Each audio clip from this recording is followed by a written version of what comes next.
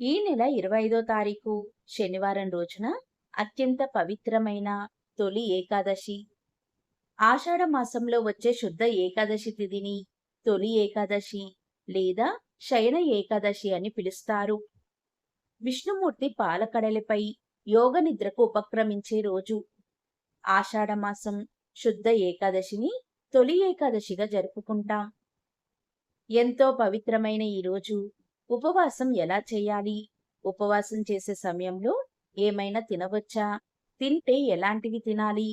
ఈ రోజు ఉపవాసం ఉన్న సమయంలో గుడికి వెళ్తే అక్కడ ప్రసాదం పెడితే తినవచ్చా? ఇలాంటి విషయాల గురించి ఇప్పుడు ఈ వీడియోలో మనం తెలుసుకుందాం. వీడియోని ఎక్కడ స్కిప్ చేయకుండా పూర్తిగా చూడండి. అప్పుడే మీకు చక్కగా అర్థమవుతుంది. ఏకాదశి అంటేనే ఉపవాస దీక్ష గుర్తుకు వస్తుంది. పైగా తొలి ఏకాదశిని హిందువులు మొదటి పండుగగా జరుపుకుంటారు. ఈ రోజే శ్రీ మహావిష్ణువు పాలకడలిపై యోగ నిద్రలోకి వెళ్తాడు. అలాంటి తొలి ఏకాదశి రోజు ఉపవాసం ఉంటే మరింత మంచిదని చెప్తుంటారు. మరి ఉపవాసం ఉండాల్సిన తీరు గురించి, ఈ రోజు ఆచరించవలసిన విధుల గురించి, పెద్దలు చెప్పే మాటల గురించి తెలుసుకుందాం. తొలి ఏకాదశి రోజు ఉపవాసం ఉండాలనుకునేవారు అంతకు ముందు రోజైన దశమి నాటి రాత్రి నుండి నిరాహారంగా ఉండాలి. మన జీర్ణ వ్యవస్థను ఏకాదశి ఉపవాస దీక్షకు సిద్ధం చేయడమే ఈ ఆచారం వెనుక అర్థంగా తెలుస్తుంది.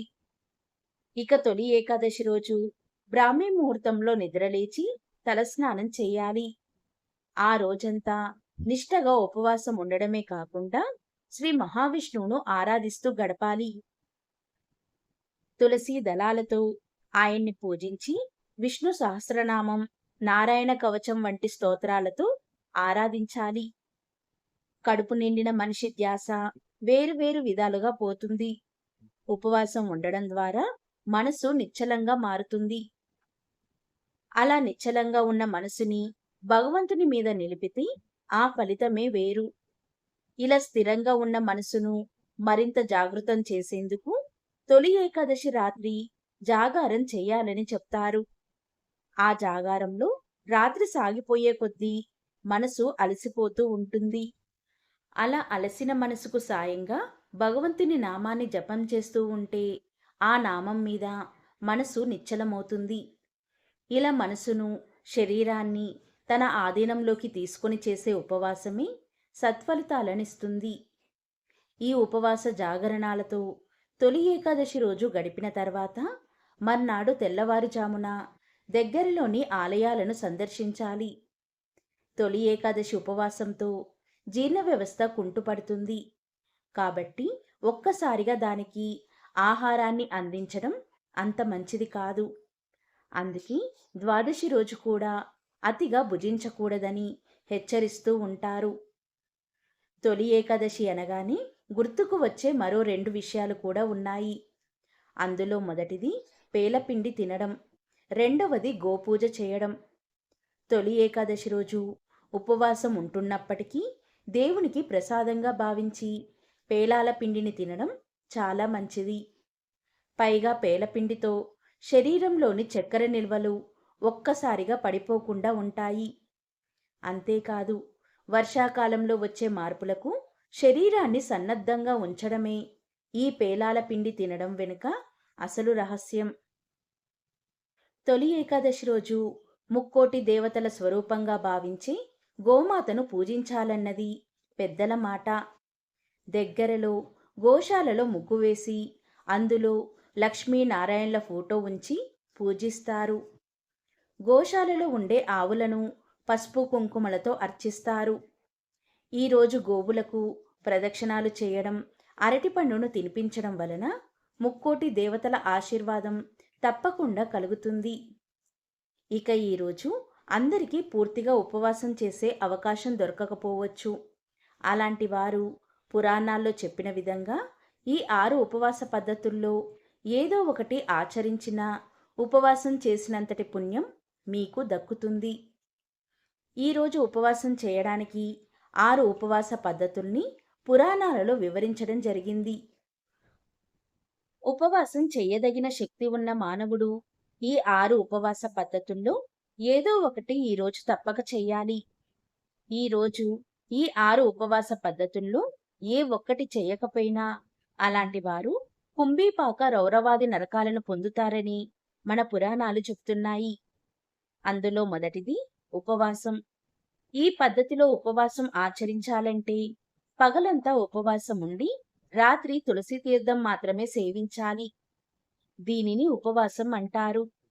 దీనిని ఆచరించడం కుదరని వారు రెండవది ఏకభుక్తం.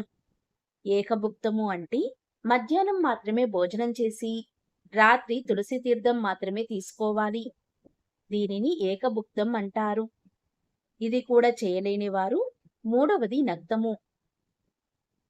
నక్తము అంటే పగలంతా ఉపవాసం ఉండి నక్షత్ర దర్శనం తర్వాత రాత్రి భోజనం చేయాలి. దీనిని నక్తము అంటారు. ఇది కూడా ఆచరించలేని వారు నాలుగవది అయాచితము. అయాచితము అంటే భోజనానికి తాము మాత్రం ప్రయత్నించకుండా ఎవరైనా వారికి వారు వచ్చి భోజనానికి పిలిచి పెడితే తినవచ్చు. దీనిని అయాచితము అంటారు. ఇది కూడా చేయలేని వారు ఐదవది స్నానము. స్నానము అంటే స్నానాదులు ముగించుకొని దైవారాధన చేసి భగవంతునిపై మనసు లగ్నం చేసి శ్రీ మహావిష్ణువు యొక్క మంత్ర జపం చేయాలి. దీనిని స్నానం అంటారు. ఇది కూడా చేయలేని వారు ఆరవది తిలాదానము. తిలాదానము అంటే మాకు మంత్రజపం కూడా చేతకాదు అనేవారు నువ్వులను దానం చేయాలి. దీనిని తిలాదానం అంటారు. నువ్వులను ప్రతి ఒక్కరూ స్వీకరించరు. మీకు దగ్గరలో ఆలయంలో అయ్యగారిని అడిగితే నువ్వులను దానం తీసుకునే వారి సమాచారం ఇస్తారు. ఎందుకంటే నువ్వులను దానం తీసుకునే శక్తి కొంతమందికే ఉంటుంది.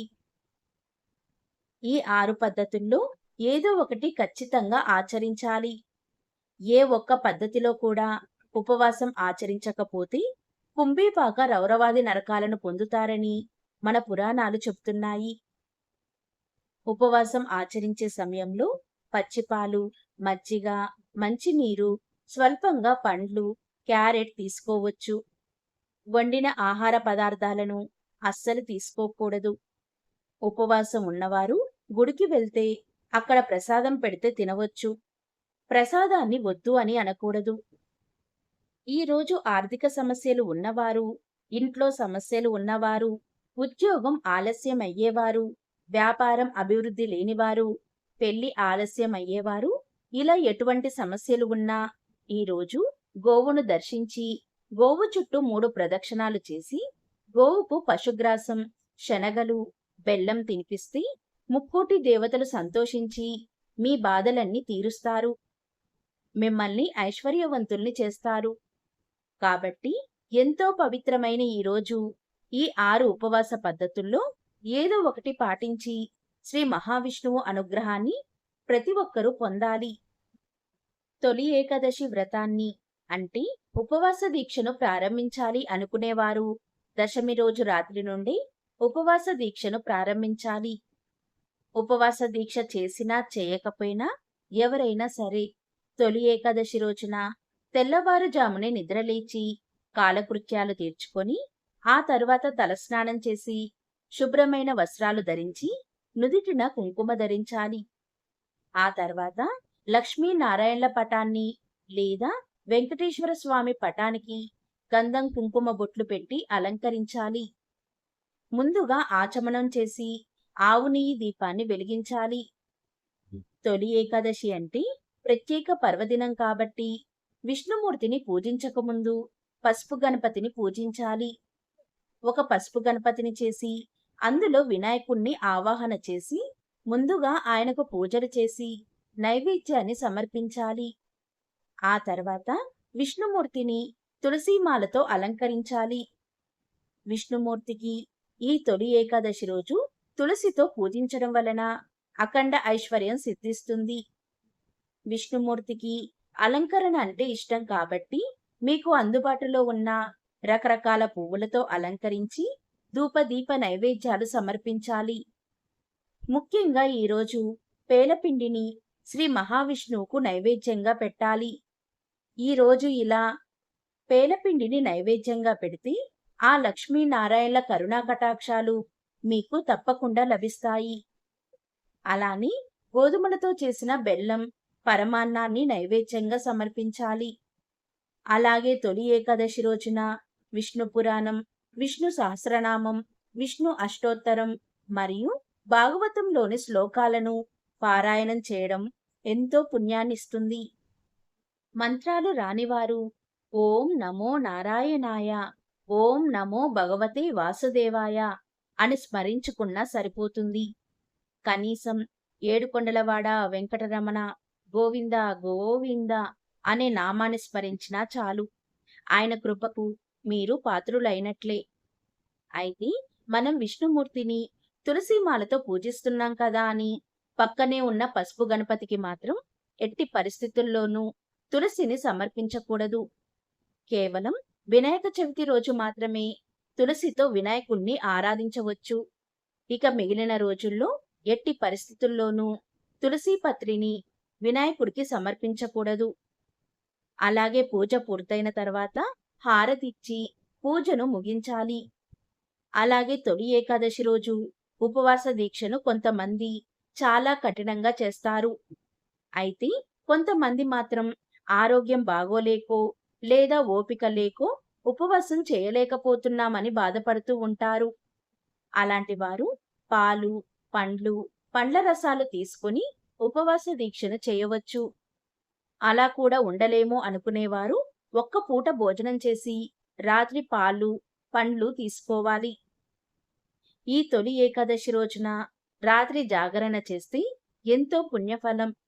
కాబట్టి చేయగలిగిన వారు రాత్రంతా మేల్కొని విష్ణు పారాయణ చేయడం వలన జన్మ జన్మల పాపాలు తొలగిపోతాయని మన పురాణాలు చెప్తున్నాయి. అలాగే ఉపవాస దీక్షను చేసేవారు తొలి ఏకాదశి మరుసటి రోజు అంటే ద్వాదశి రోజున ఉదయం మరలా విష్ణుమూర్తిని ధూపదీప నైవేద్యాలతో ఆరాధించి వీలైతే ఆలయ దర్శనం చేసి పండితుడికి స్వయం పాకం ఇచ్చి ఆ తర్వాత భోజనం చేయాలి. అలాగే ద్వాదశి రోజున సాయంత్రం అల్పాహారం తీసుకోవడంతో తొలి ఏకాదశి ఉపవాస దీక్ష పూర్తవుతుంది. ఈ విధంగా చేయడం వలన విష్ణుమూర్తి యొక్క అనుగ్రహం ఎల్లప్పుడూ వారికి లభిస్తుంది. ఇక ఈరోజు చాలా మంది కఠిన ఉపవాసాలు చేస్తారు. అంటే మంచినీరు కూడా తాగకుండా చేస్తారు. కానీ అలా చేయడం మంచిది కాదు. మంచినీరు, పచ్చిపాలు, పండ్లు, పండ్ల రసాలు తీసుకుని ఉపవాసం చేయడం మంచిది. కేవలం అన్నం మరియు వండిన పదార్థాలు తీసుకోకుండా ఉంటే చాలు. అలాగే ఉపవాసం ఉన్నా కూడా ఈరోజు ప్రతి ఒక్కరూ పేలాల పిండి నైవేద్యాన్ని తినాలి. మేము ఉపవాసం ఉన్నాం, తినకూడదు అని అనకూడదు. అలా తింటేనే మోక్షం కలుగుతుంది. ఇది మన ఆరోగ్యాన్ని ఎంతగానో కాపాడుతుంది. మన రోగ నిరోధక శక్తిని పెంచుతుంది. అలాగే తొలి ఏకాదశి రోజు గోపూజ చేస్తే సమస్త కోరికలు తీరుతాయి. ఇక మనం ఈ ఉపవాస దీక్షలో గ్రహించవలసిన విషయం ఏంటంటే, ఉపవాసం అంటే దేవుడికి మన మనసుని దగ్గరగా ఉంచడం అని అర్థం. అంతేకాని ఉపవాసం ఉండి వేరే విషయాలపై మనసు లగ్నం చేస్తే ఎటువంటి ప్రయోజనం ఉండదు. అలాగే జాగరణ చెయ్యాలి కదా అని రాత్రి సినిమాలు చూస్తూ ఉంటే జాగరణ ఫలితం మీకు అస్సలు లభించదు. కాబట్టి చేయగలిగితే ఉపవాస దీక్ష చెయ్యండి. లేదా విష్ణుమూర్తిని మనసారా వేడుకున్నా మనపై, మన కుటుంబంపై తన అనుగ్రహాన్ని చూపిస్తాడు. జాగరణ చేసేవారు విష్ణుమూర్తికి సంబంధించిన కథలు వినడం లేదా చదవడం, పురాణ పఠనం చేస్తూ జాగరణ చెయ్యాలి. కాబట్టి తొలి ఏకాదశి రోజు లక్ష్మీనారాయణలను ఈ విధంగా భక్తి శ్రద్ధలతో ఆరాధించి దారిద్ర బాధలను పోగొట్టుకొని విష్ణు సాయుధ్యాన్ని పొందండి. ఎవరైతే ఈ తొలి ఏకాదశిలోపు ఈ పవిత్ర కథ వింటారో అలాంటి వారి ఇల్లు భోగభాగ్యాలతో తొలతూగుతుంది. పాపాలన్నీ పోయి కోటి జన్మల మహాపుణ్యం వస్తుంది. సకల శుభాలు కలుగుతాయి. జైమిని మహర్షి ఒకరోజు తన గురువుగారు అయిన వ్యాస మహాముని దగ్గరికి వెళ్ళి ఇలా అడుగుతాడు. గురువుగారు, ఏకాదశి అనే పేరు నేను చాలాసార్లు విన్నాను. ఏకాదశి గురించి మీరు ఏమి అనుకుంటున్నారు? ఏకాదశి రోజు ఏం చేయాలి? ఏకాదశి రోజు ఉపవాసం చేయడం వలన ఏం జరుగుతుంది? ఒకవేళ ఉపవాసం చేయకపోతే ఏం జరుగుతుంది? ఏకాదశి గురించి పూర్తిగా తెలిపి నాకు జ్ఞానాన్ని కలగజేయండి అని కోరుతాడు. అప్పుడు వ్యాస మహర్షి చిరునవ్వు నవ్వి, మంచి ప్రశ్న అడిగావు. రాబోయే తరాల వారికి కూడా ఈ సందేహం కలగవచ్చు. కానీ కొంతమంది మాత్రమే తెలుసుకోవాలి అనుకుంటారు. అలాంటి వారికి ఇది బాగా ఉపయోగపడుతుంది అని ఇలా చెప్పడం ప్రారంభించాడు. జైమిని మహర్షి, సృష్టి జరిగిన తర్వాత భగవంతుడైన విష్ణుమూర్తి పాపమునకు మానవీకరణ చేయదలిచి పాపపురుషుణ్ణి సృష్టించాడు. జీవులు చేసిన కర్మలు, పాపాలను బట్టి వారికి శిక్షలు విధించడం, వారికి పునర్జన్మ కలగజేయడం లాంటి ధర్మాలను నిర్వర్తించేవాడు పాపపురుషుడు. ఒకరోజు విష్ణుమూర్తి యమధర్మరాజు దగ్గరికి వెళ్తాడు. అక్కడ ఆర్తనాదాలు, ఏడుపులు విన్న విష్ణుమూర్తి, ఎవరు వీళ్ళందరూ, ఎందుకలా శిక్షిస్తున్నారు అని అడుగుతాడు. అప్పుడు యమధర్మరాజు ఇలా చెప్తాడు, స్వామి, మీరు పాపపురుషుణ్ణి సృష్టించారు కదా, అతను తన ధర్మాన్ని చేస్తున్నాడు. ఎవరైతే పాపాలు చేశారో వారిని శిక్షిస్తున్నాడు. అందువల్లే వారందరికీ ఆ బాధలు అని చెప్పాడు. అప్పుడు విష్ణుమూర్తి ఇలా అంటాడు, మరి వాళ్ళందరికీ ఆ పాపాల నుండి విముక్తి ఎలా కలుగుతుంది అని అడుగుతాడు. దానికి యమధర్మరాజు ఇలా అంటాడు, నాకెలా తెలుస్తుంది స్వామి, మీరే జగన్నాథుడు, మీరే చెప్పాలి అని అడిగాడు. అప్పుడు శ్రీ మహావిష్ణువులో ఉన్న కరుణ ఒక స్త్రీగా వచ్చింది. ఆమె ఇలా అంటుంది, ఎవరైతే ఈరోజు నా ప్రభువును స్మరిస్తారో, ఆరాధిస్తారో వారు వారి పాపాల నుండి విముక్తి పొందుతారు. ఇదే నా వాగ్దానం అని పలికింది. యమలోకంలో ఉన్న పాపులందరూ ఈ మాటలు విని విష్ణుమూర్తిని ప్రార్థించి వారి పాపాల నుండి విముక్తి పొందారు. అప్పుడు కరుణను విష్ణుమూర్తి ఇలా అడుగుతాడు, నీవెవరు, నిన్ను ఎవరు పంపించారు అని అడుగుతాడు. దానికి కరుణ ఇలా చెప్తుంది, స్వామి, నేను మీ దాసిని, ఏకాదాసిని, మీ సేవలో నేను ఒక దానిని అని పలికింది. మీలోని కరుణ స్త్రీ రూపం దాల్చింది, అదే నేను అని చెప్పింది. దయచేసి మీరు నాకు అనుమతి ఇవ్వండి. విశ్వంలో ఈరోజు ఎవరైతే మిమ్మల్ని ప్రార్థిస్తారో వారికి వారి పాపాల నుండి విముక్తి లభించేలా, ఎలాగైతే ఈ యమలోకంలో ఉన్న పాపులకు వారి పాపాల నుండి విముక్తి కలిగిందో, అలానే విశ్వంలో అందరికీ వారి పాపాల నుండి విముక్తి కలిగే అవకాశం ఇవ్వండి అని కోరింది. అంతట శ్రీ మహావిష్ణువు ఆమె కోరికను అంగీకరిస్తాడు. దీని గురించి తెలిసిన జీవులందరూ విష్ణుమూర్తిని ప్రార్థించి వారి పాపాల నుండి విముక్తి పొందుతారు. ఇది చూసిన పాపపురుషుడు వైకుంఠానికి వెళ్ళి, స్వామి, అందరూ మిమ్మల్ని స్మరించి వారి పాపాలను తొలగించుకుంటున్నారు. మరి నేనేం చెయ్యాలి? నా పుట్టుకకు అర్థమేముంది? జీవులు పాపాలు చేసినా మిమ్మల్ని స్మరించి పాప విముక్తి పొందుతున్నారని పాపపురుషుడు అడగగా, దానికి శ్రీ మహావిష్ణువు ఇలా చెప్పాడు, పాపపురుష, నీవు అవసరం లేదు, నా రాజ్యం వదిలి వెళ్ళిపో అని చెప్పాడు. దానికి పాపపురుషుడు ఇలా అంటాడు, స్వామి, నీవు జగన్నాథుడవు, అంతటా నీవు ఉంటావు, నేను ఎక్కడికి వెళ్ళాలి అని అడుగుతాడు. దానికి శ్రీ మహావిష్ణువు ఇలా చెబుతాడు, ఎప్పుడైతే ఏకాదశి తన కర్తవ్య నిర్వహణలో ఉండదో అప్పుడు నీవు నీ ధర్మాన్ని నిర్వర్తించు. ఎప్పుడైతే ఆమె అధికారంలో ఉంటుందో అప్పుడు నీవు ఎక్కడికైనా వెళ్ళి దాక్కో అని అంటాడు. దానికి పాపపురుషుడు ఎక్కడ దాక్కోవాలి అని అడుగుతాడు. దానికి శ్రీ మహావిష్ణువు ఇలా చెబుతాడు, ఏకాదశి రోజు నీవు ధాన్యాలలోకి వెళ్ళి దాక్కో అని చెప్పాడు. ఆ విధంగా శ్రీ మహావిష్ణువు చెప్పిన విధంగా పాపపురుషుడు ధాన్యాలలోకి వెళ్ళి దాక్కుంటాడు. అంటే ఆహారంలో దాక్కుంటాడు. అందుకే ఏకాదశి రోజు అన్నం తినడం పాపమని చెప్తారు. అని వ్యాస మహర్షి జైమిని మహర్షికి చెప్పాడు. అంతేకాదు మహర్షి, మనకుండే 11 సూక్ష్మజ్ఞానాలు పరమాత్మ మీద లగ్నం చేయాలి. ఏకాదశి రోజు చెయ్యి ఉపవాసం ఎందుకు అంటే, ఏక అంటే 1, దశ అంటే 10, ఏకాదశి అంటే 11. ఉపవాసంలో ఉప అంటే దగ్గరగా, వాసం అంటే ఉండడం అని అర్థం. మనిషి యొక్క 11 సూక్ష్మజ్ఞానములతో శ్రీ మహావిష్ణువుకు దగ్గరగా ఉండడమే ఏకాదశి ఉపవాసం.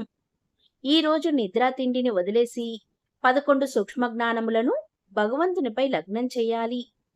5 జ్ఞానేంద్రియాలు, 5 కర్మేంద్రియాలు మరియు మనసు మొత్తం దైవం మీద లగ్నం చేసి శ్రీ మహావిష్ణువును ధ్యానించాలని వ్యాస మహర్షి జైమిని మహర్షికి చెప్పాడు. కాబట్టి ఎవరైతే ఈ పవిత్ర కథను తొలి ఏకాదశిలోపు వింటారో, లేదా చెప్తారో, లేదా చదువుతారో, అలాంటి వారి పాపాలన్నీ పోయి కోటి జన్మల మహాపుణ్యం వస్తుంది. సకల ఐశ్వర్యాలు కలుగుతాయి.